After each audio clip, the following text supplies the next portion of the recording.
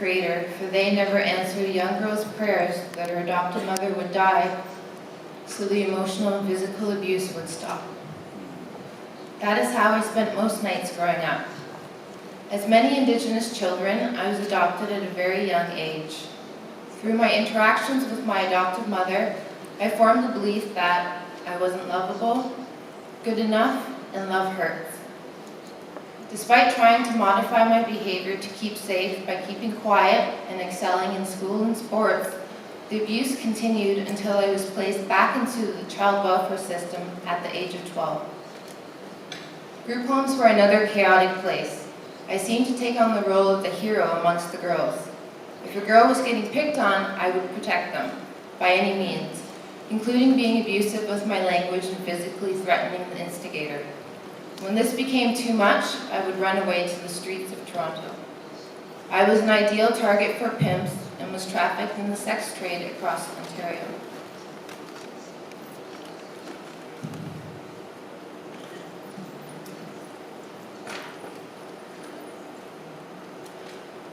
I was forced to see and do things that no child should ever have to endure. Reflecting back on a comment a teacher made in the 5th grade in front of the whole class, we always knew Terriea was smart, but man, is she getting pretty. My perception shifted to, if I'm not lovable or valued for being smart, then this is where I find my worth.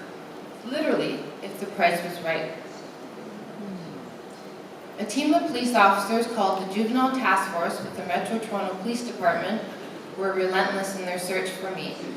After a brutal beating by my pimp, they met me at the hospital and explored whether I was ready to charge him. At this particular time, I was. I had just found out that I was pregnant with his child. At 16 years old and 8 months pregnant with my pimp's child, I would testify against him. His lawyer was relentless in trying to portray me as a troubled young girl, and the questioning was emotionally and physically exhausting. Somehow I just knew that I needed to remain calm and answer the questions truthfully and honestly, that his lawyer was just doing his job. Afterwards, the Crown came up to me and told me that I did an amazing job, and he was confident that my testimony could see him get the maximum jail time. There were other girls called to testify, but his lawyer had managed to tear them apart. This was a pivotal moment in realizing my strength and using my voice. I am so grateful that I could stand up for the other girls as well. He received 6.5 years. My healing path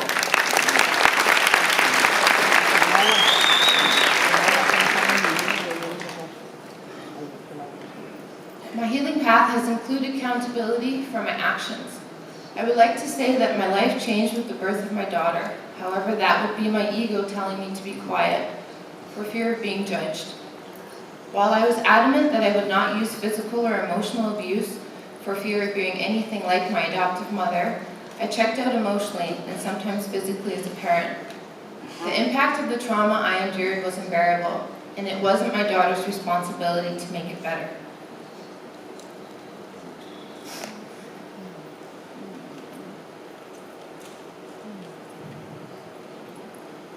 I felt suicidal and chose the slow poison of alcohol and drugs to numb the pain.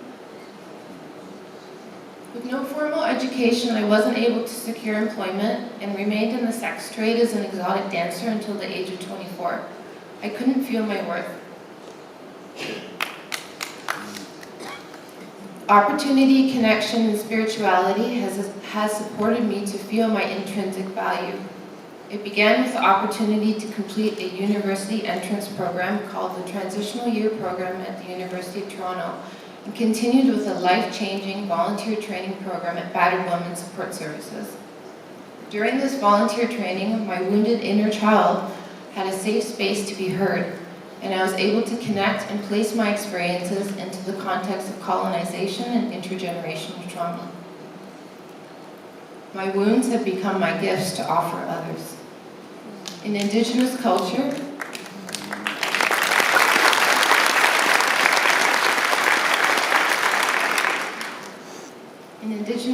we would refer to this as our medicine bundle. I volunteered for a year and a half with BWSS before being hired on as an outreach counselor and then manager of a women's safety and outreach program. I supported women and girls in downtown Eastside Vancouver with similar traumatic histories and experiences of violence and abuse. My ability to create and hold a safe space for women to share, counsel, and explore problem-solving solutions has ignited my fire to pursue formal counselor training.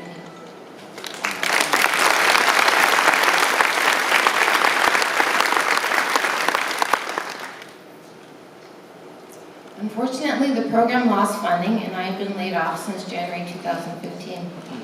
While my external world fell apart, my internal world grew stronger. After losing my job, a miscarriage, and ending a 3-year relationship, we became homeless because I couldn't afford my rent on my own. Such great loss could have sent me into a downward spiral.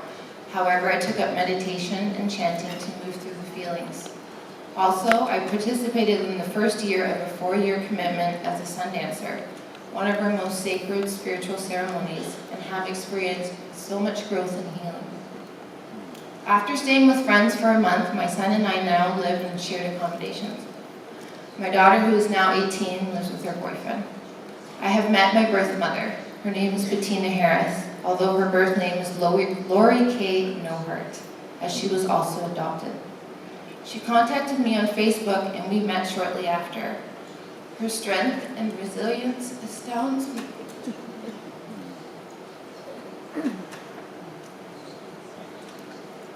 However, her pain is still so great, having endured physical, sexual, and emotional abuse at a training school in Ontario, that we have not been able to have a healthy relationship.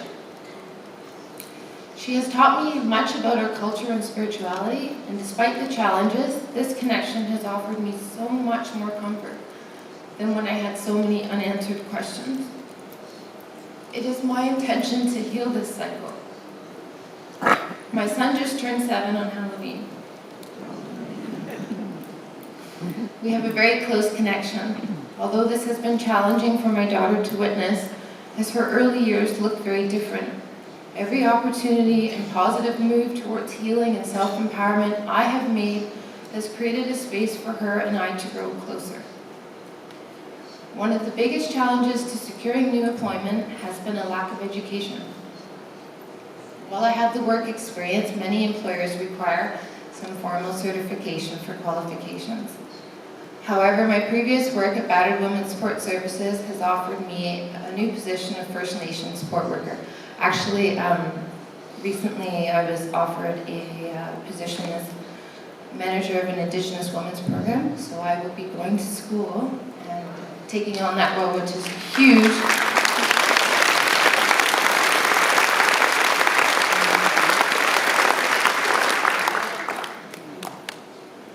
The Live Your Dream Award means stability for my family and me.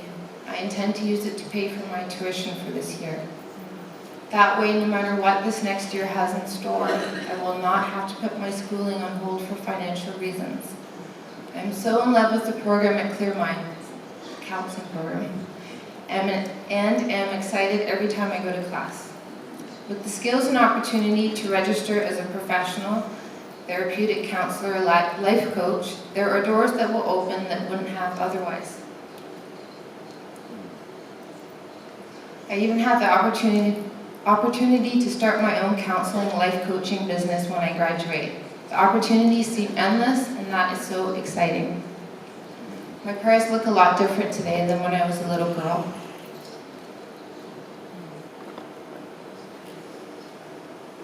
There were many times being exploited on the streets or in my addiction, I thought I was going to die, and I didn't care.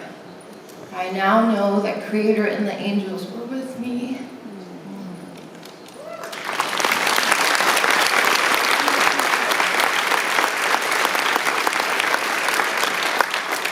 And I smile with so much gratitude and love. I have a purpose.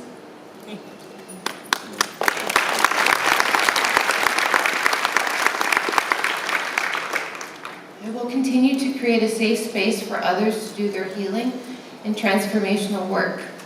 I will use my voice to share my story to inspire others to do the same. And that is particularly important for Indigenous women at this time. There are too many murdered and missing Indigenous women. And as I step into this new work role as well, there's a responsibility on my shoulders, and I take that very seriously.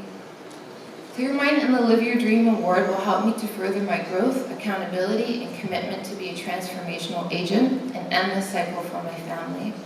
Thank you for taking the time to hear my story.